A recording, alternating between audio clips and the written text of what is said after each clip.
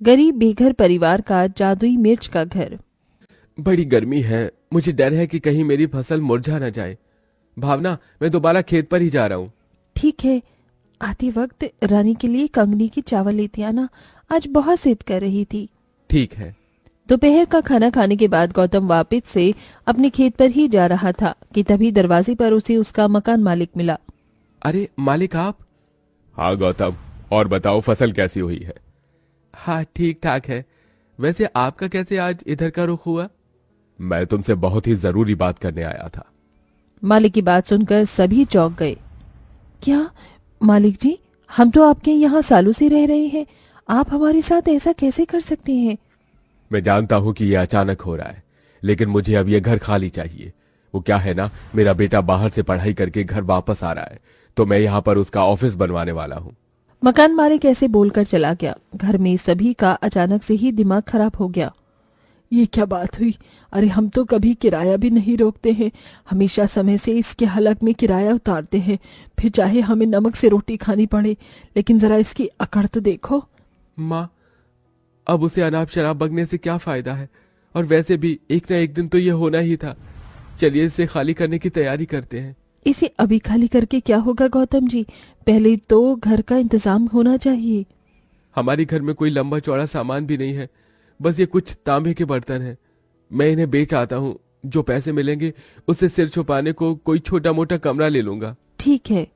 गरीब किसान के घर में ज्यादा सामान नहीं था, जो सामान था उसे लेकर वो चला गया और सामान बेचकर गौतम किराए का घर ढूंढने लगा।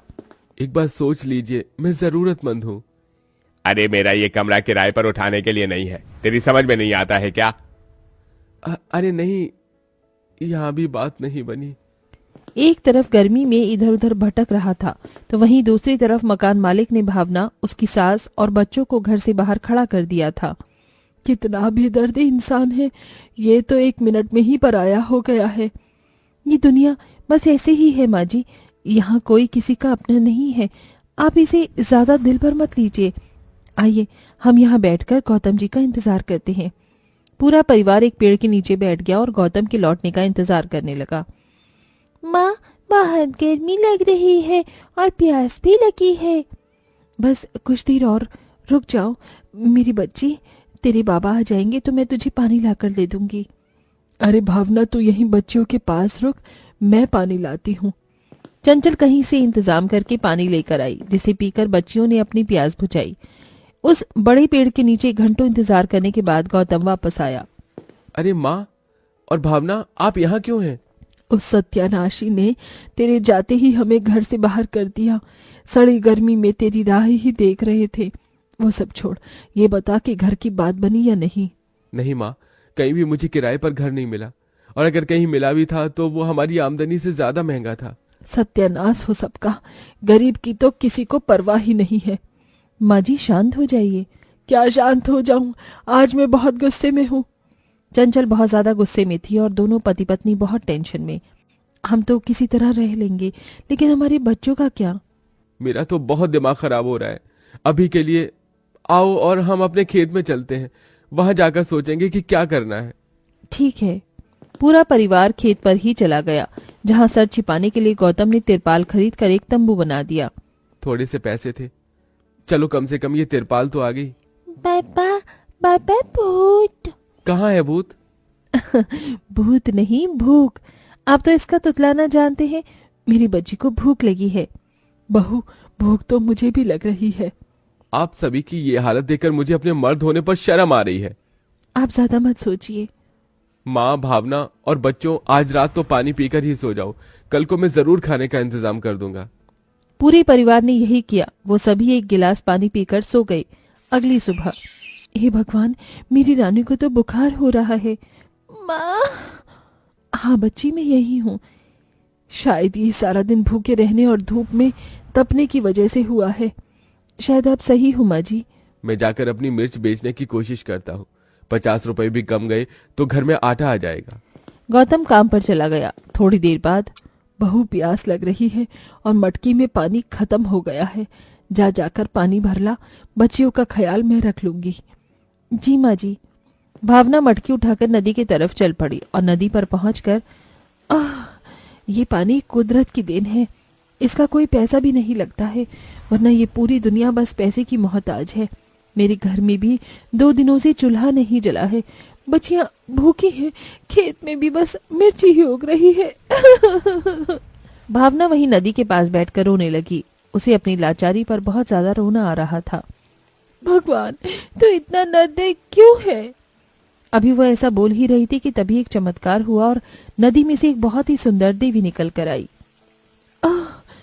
घबराओ नहीं, मैं जल देवी हूँ। मैंने तुम्हारी सारी बातें सुनी है भावना। तुम साफ दिल इंसान हो और मैं तुम्हारी मदद करने यहाँ पर आई हूँ। मेरी मुसीबत में पड़े लोगों की मदद करना मुझे अच्छा लगता है। ये लो, मैं तुम्हें वरदान देती हूँ। तुम मेरी नदी से पानी ले जाकर अपने खेत में डाल देना और कल सुबह तक जादू देखना। ऐसे बोलकर देवी गायब हो जाती है। भावना ने बिल्कुल वैसा ही किया जैसे कि उस देवी ने बताया था। शाम को गौतम भी 100 रुपए की मिर्ची बेच आया, जिससे कि भावना ने सभी के लिए रूखी रोटियां बना दी। खा लीजिए, उम्मीद है कल की सुबह अच्छा दिन लेकर आएगी। सभी रूखा सूखा खाकर ही सो गए। अगली सुबह जब रवि की आंख खुली तो वो सभी हैरान रह गए। क्या ये मेरा ही खेत है? अरे वाह, ये लाल लाल मिर्ची कितनी चमक रही है। लगता है देवी का दिया जादुई वरदान असर कर रहा है। जादुई वरदान? भावना ने सभी को कल की घटना बताई। अरे वाह, लगता है कि अब हमारे दिन बदल जाएंगे।